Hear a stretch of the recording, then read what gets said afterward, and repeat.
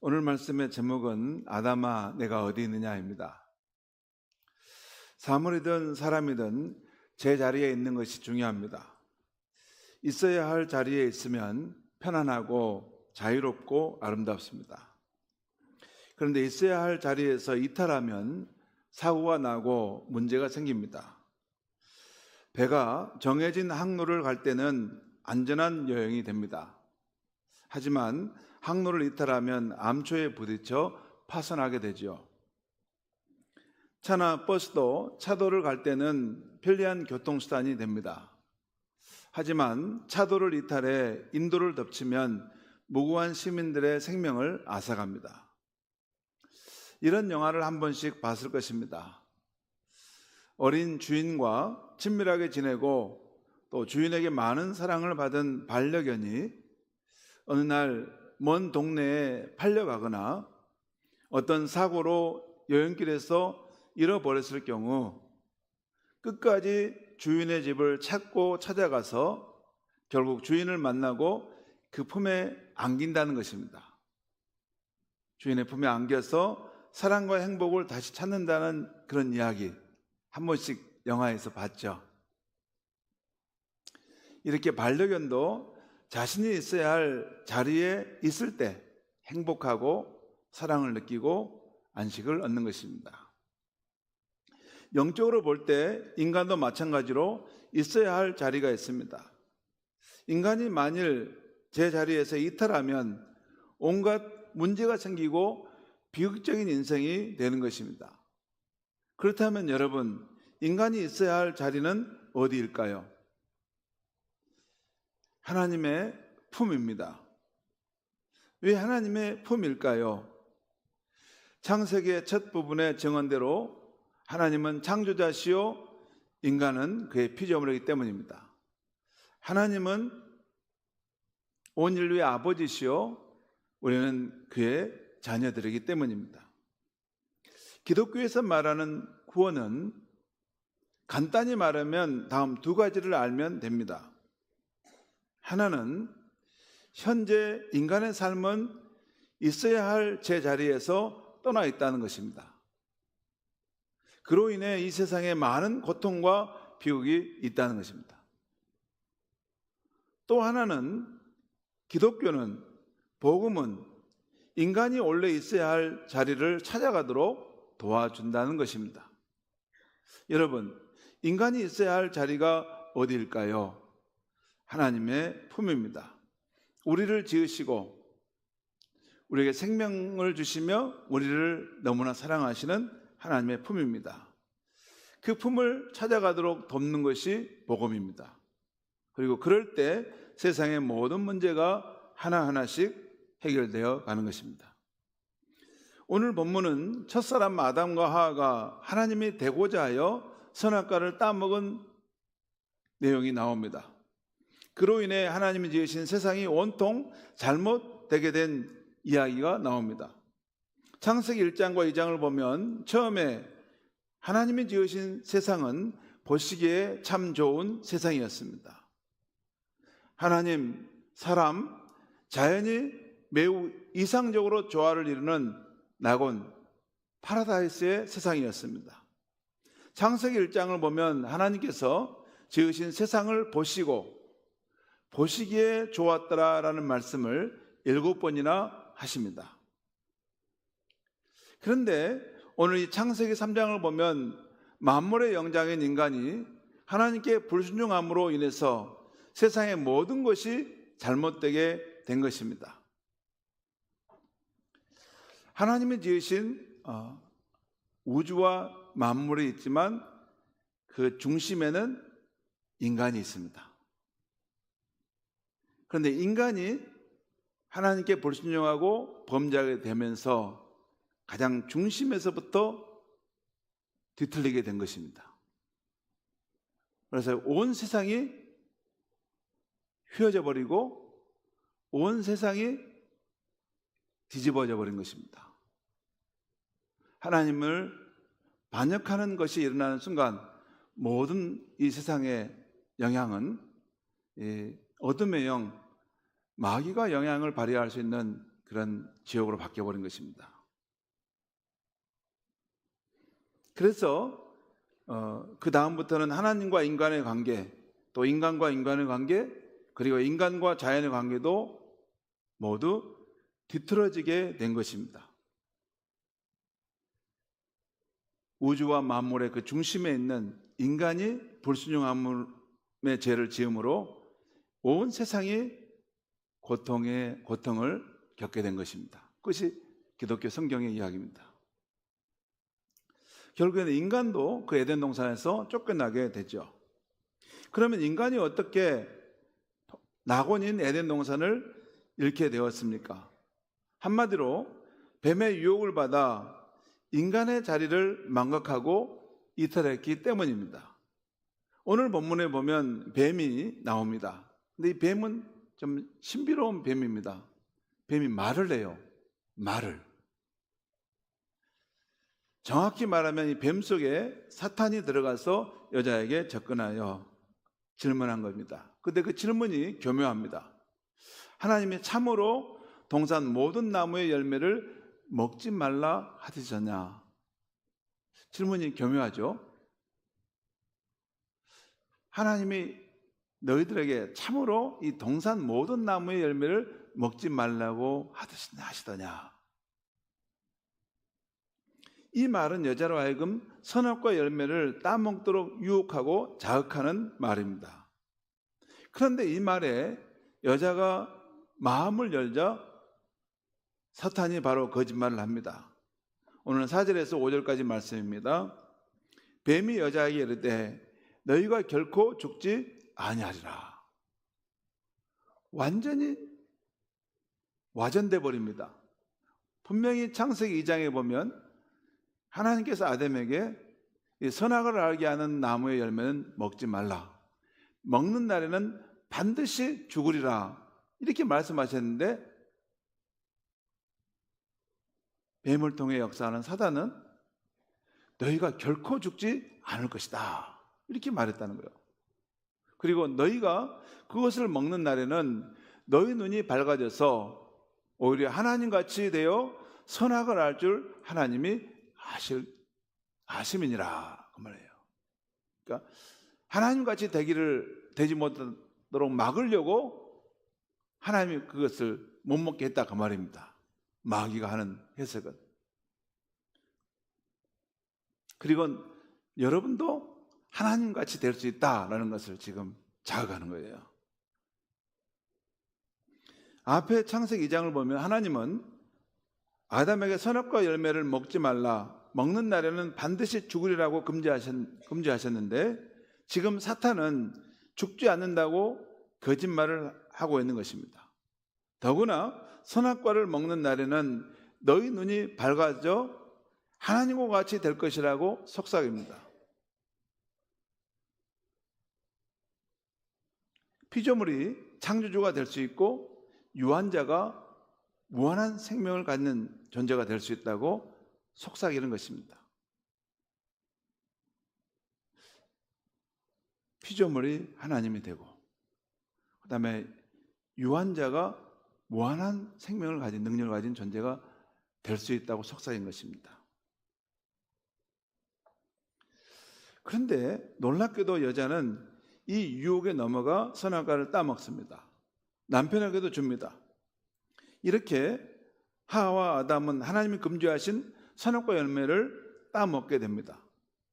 그런데 여러분, 이것은 인간이 있어야 할 자리를 망각하고 이탈한 것입니다. 곧 자신이 피조물인 것을 망각하고 창조주 하나님과 같이 되려 한 것입니다. 이것이 인간의 가장 큰 죄이고 이로 인해 하나님과 인간의 관계가 깨어져 버린 것입니다. 여러분, 죄 가운데 가장 큰 죄가 자신이 하나님이 되려고 하는 것이 가장 큰 죄입니다. 그건 마귀로부터 직접 오는 것입니다. 육체적인 것으로 오지 않고 마귀로부터 영적으로 바로 와서 인간의 마음을 사로잡는데 자신이 하나님이 되려는 거예요. 자신이. 그리고 하나님이 없이 제거해버리고. 그러니까 가정도 공동체도 자신이 하나님이 되려고 하는 그 순간부터 그곳에 이제 하나님의 선한 통치는 사라지고 거기에 인간의 사악함들이 드러나기 시작하죠. 왜냐하면 인간은 유한자이기 때문에 스스로 자기의 선함을 지켜낼 수가 없습니다. 아무튼 아담과 하와는 한갓 피조물임에도 불구하고 자존자가 되고 또 무한한 생명과 자원을 가진 자가 되는 것처럼 그렇게 하고자 했다는 것입니다. 그리고 하나님을 불신했다는 것입니다. 그래서 인간의 죄로 인해 인간의 하나님 관계는 깨졌고 인간의 삶의 비극과 불행이 오게 된 것입니다. 곧 하나님의 품 안에서 인간이 누렸던 은혜와 축복을 상실하게 되었죠. 오늘 창세기 3장에는 인간이 있어야 할 그 제자리를 떠남으로써 탈선함으로써 잃어버린 것들이 너무 많다는 것을 말씀하고 있어요. 세 가지 정도 정리해서 말씀드립니다. 첫째는 영광의 자리가 수치의 자리로 변화된 것입니다. 아담과 하와가 자신의 위치를 망각하고 하나님이 되려고 교만의 죄를 짓게 되자 이전에 하나님과 함께 했던 영광과 친밀함은 사라지게 됩니다. 그리고 자신이 벌거벗은 것을 깨닫고 하나님을 두려워하여 숨게 되는 것이죠. 두 번째는 축복의 자리가 저주의 자리로 바뀌게 됩니다. 아담과 하와가 하나님께 불순종의 죄를 짓자 아담에게 노동은 더 이상 기쁨의 노동이 아니라 평생 고생해야 그 소산을 먹을 수 있는 고단한 노동이 된 것입니다. 그리고 하와는 임신하는 고통을 겪게 되고 남편의 다스림 아래 놓이게 됐다는 것입니다. 그 전에는 그렇지 않았는데, 그리고 땅도 사람에 대해 적대적으로 변화되어 가시덤불과 엉겅퀴를 내는 환경이 되었다는 것입니다. 축복의 자리가 저주의 자리가 된 것이죠. 그리고 세 번째는 생명의 자리가 죽음의 자리로 바뀌게 된 것입니다. 죄를 지은 인간은 이제는 영원히 사는 생명을 잃어버리고 늙고 병들고 쇠약하는 유한한 존재가 된 것입니다. 여러분, 원래 창세기 1장과 2장에 하나님이 인간을 창조하실 때 인간의 그 생명을 영원히 사는 생명으로 하게 하시려고 했을까요? 그렇지 않았을까요? 인간의 생명을 영원히 사는 생명을 주시고자 하신 것이 하나님의 계획 속에 있었습니다. 그런데 아담이 범죄함으로 그 계획이 무너져 버린 거예요. 그리고 예수님께서 우리에게 오셔서 나를 믿는 자는 생명을 얻고 영원한 생명을 얻는다는 것은 바로 그것을 우리에게 주시고자 오신 것입니다. 오늘 말씀에 하나님께서 아담에게 너는 흑이니 흑으로 돌아갈 것이라는 말씀을 하시는데 바로 이것이 사람의 필멸성을, 하나님을 떠난 사람의 필멸성을 말씀하신 것입니다. 성도 여러분, 이렇게 피조물인 인간이 창조주 하나님의 품을 떠남으로 그 영광과 축복과 생명을 모두 상실하게 되었습니다. 그러면 이 비극과 저주에서 인간은 어떻게 회복될 수 있는 것입니까? 답은 간단하면서도 심오합니다. 원래 인간이 있어야 할 삶의 자리로 돌아가면 됩니다. 어디일까요? 하나님의 품입니다. 곧 하나님의 품으로 돌아가면 모든 관계와 모든 문제가 하나씩 하나씩 해결되고 제 자리를 잡을 수가 있게 됩니다. 사실 기독교는 처음에도 중간에도 끝에도 계속 하나님께 더 가까이 더 가까이 더 가까이 나아가는 것입니다. 그리고 하나님은 우리를 그렇게 가까이 계속해서 우리를 이끄셔서 하나님의 형상을 완전히 회복하도록 우리를 세워가십니다. 다행히도 하나님은 범죄하고 실패한 인간이 자신의 위치를 이탈한 인간이 다시 제자리로 돌아오기를 바라셨습니다. 오늘 8절과 9절 말씀인데 한번 8절 읽겠습니다. 시작. 그들이 그날 바람이 불 때 동산에 거니시는 여호와 하나님의 소리를 듣고 아담과 그의 아내가 여호와 하나님의 낯을 피하여 동산나무에 숨은지라. 아마 하나님께서 이 아담과 교제하는 시간이 주로 바람이 불 때 아마 서늘한 저녁이었던 것 같아요. 아마 그래서 지금 하나님은 정기적인 만남을 하듯이 찾아왔는데, 하나님이 오시는 소리를 듣고 아담과 그의 아내가 하나님의 얼굴을 피하여 동산나무 사이에 숨었다는 것입니다. 죄로 인해서 죄를 지어서 그 다음에 하나님의 얼굴을 보지 못하고 숨었다는 거예요.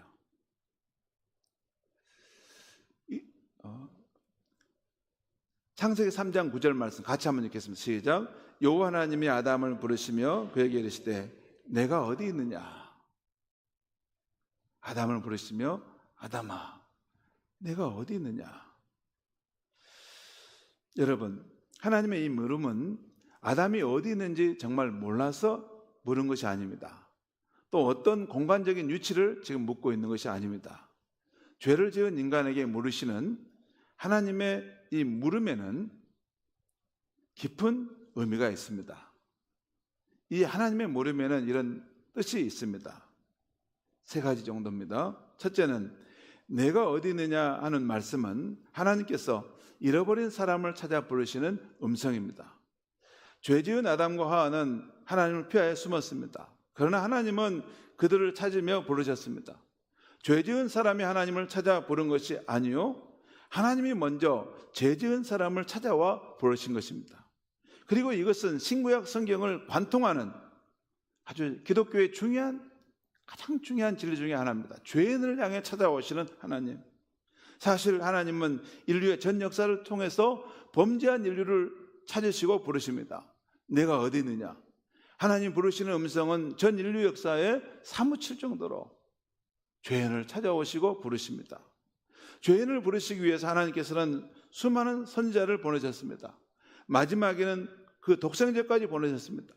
그리고 계속해서 많은 사도들과 하나님의 종들을 이 역사 가운데 보내십니다. 범죄한 인류는 하나님을 잊었지만 하나님은 죄인이라도 잊지 않으십니다. 범죄한 인류는 하나님을 멀리하고 하나님을 피하고 숨고 심지어 하나님의 존재까지 부인하려고 하지만 하나님은 이러한 죄인이라도 찾으시고 가까이 오시고 부르십니다. 여기에 범죄한 인간의 소망이 있는 것입니다. 두 번째, 내가 어디 있느냐라는 이 말씀은 아담에게 자신이 처한 영적 상태를 깨우치는 말씀입니다. 지금 아담과 하와는 제 자리를 떠나 숨어 있습니다. 그래서 그에게 오셔서 내 영혼이 어디 있느냐, 내 위치가 어디냐라고 일깨우시는 말씀인 것입니다. 그때 아담과 하와는 공포와 불안과 수치와 고독에 휩싸여 있었습니다. 그래서 불쌍히 여기시며 하나님은 아담아 내 영혼이 어디 있느냐, 내가 있을 곳을 분명히 알아야 되지 않겠느냐, 너의 진정한 안식과 너가 사랑받을 것이 어디 있느냐 하는 것을 묻고 있는 것입니다. 성도 여러분, 인생을 살다 죄를 짓고 실패할 수가 있습니다. 또 있어야 할 삶의 자리를 멀리 떠나 길을 잃을 수 있습니다. 그러나 바다에 뜬 배가 아무리 풍랑을 만나 멀리 밀려가다가도 그 위치를 바로 알면 다시 돌아올 수 있다는 것입니다. 그 배가 지금 풍랑에 휩쓸려가지고 계속 떠내려 가는데 그 배가 지금 어느 위치에 있는지를 알면 다시 돌아올 수 있다는 거예요.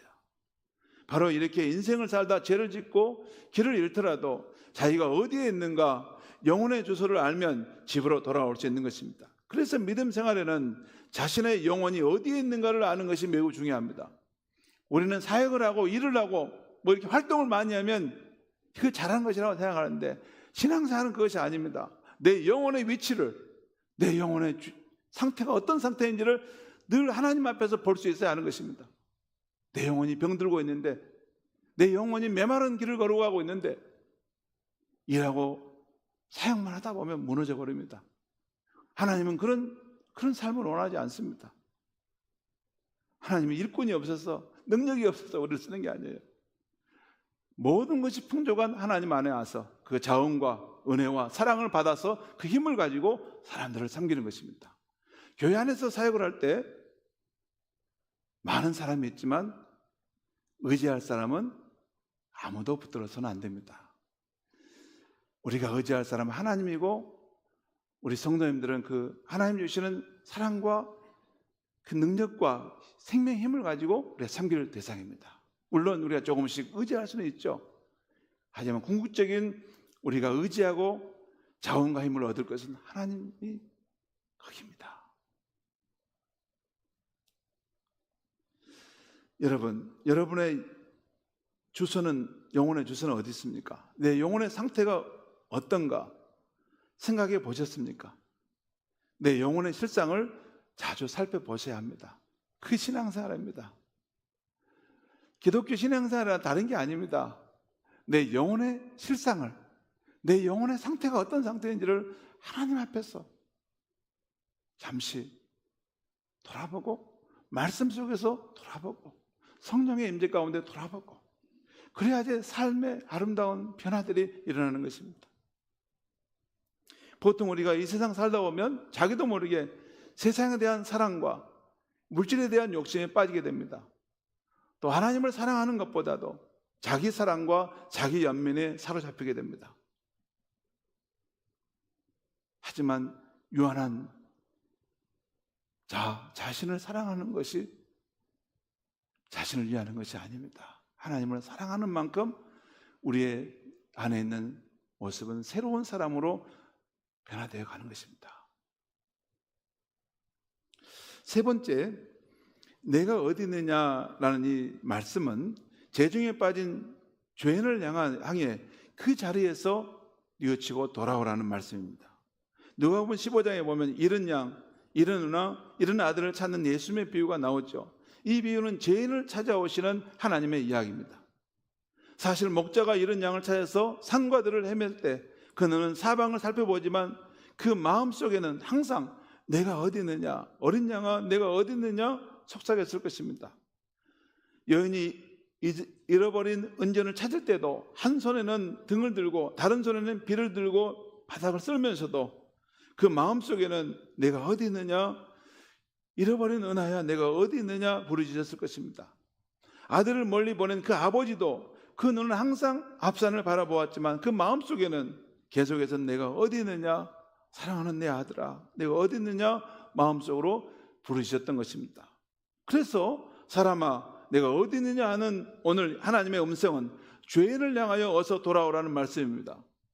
그래서 요엘 2장 12절 13절 말씀은 이렇게 말씀합니다. 여호와의 말씀에 너희는 이제라도 금식하고 울며 애통하고 마음을 다하여 내게로 돌아오라 하셨나니 너희는 옷을 찢지 말고 마음을 찢고 너희 하나님 아버지께로 돌아올지어다. 옷을 찢지 말고 마음을 찢고 너희 하나님 아버지께로 돌아올지어다. 또한 이렇게 말씀하십니다. 에스겔서 18장 3절에 나 주 여호와가 말하더라.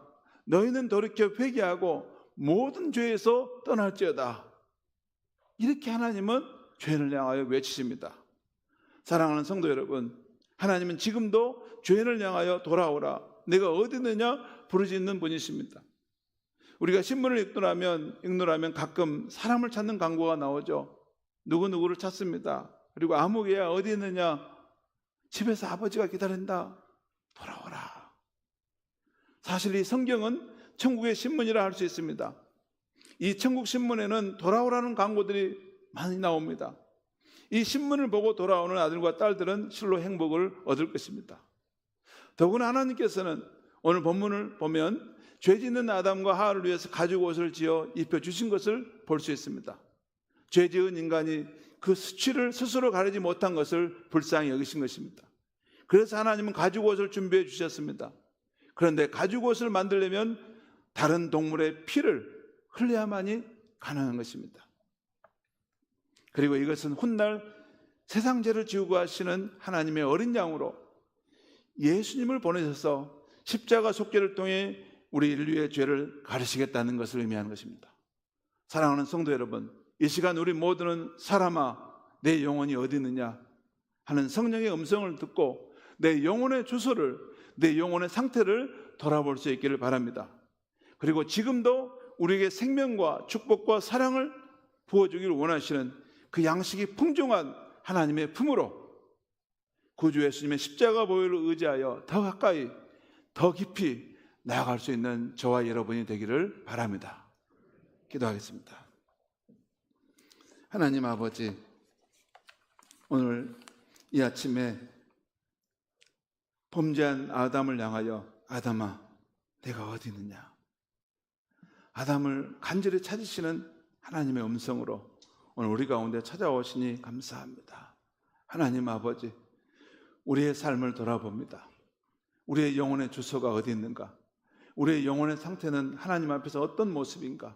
하나님, 우리 자신을 성찰할 수 있도록 이 시간 성령의 빛을 비춰 주시옵소서. 우리가 있어야 될 자리에서 떠나 있는 것이 있다면 이 시간 뉘우치고 하나님의 그 사랑을 의지하여 하나님 품으로 다시 돌아갈 수 있는 우리 성도님들 되게 하여 주시옵소서. 한 분 한 분 우리의 세상 속에 살면서 우리의 쌓였던 모든 죄악들과 부끄러운 것들을 예수님의 십자가의 보혈로 정결케 하고 생명과 구원과 깊은 사랑이 있으신 하나님 품으로 나아가는 온 성도님들 되게 하여 주시옵소서. 예수님의 이름으로 기도합니다. 아멘.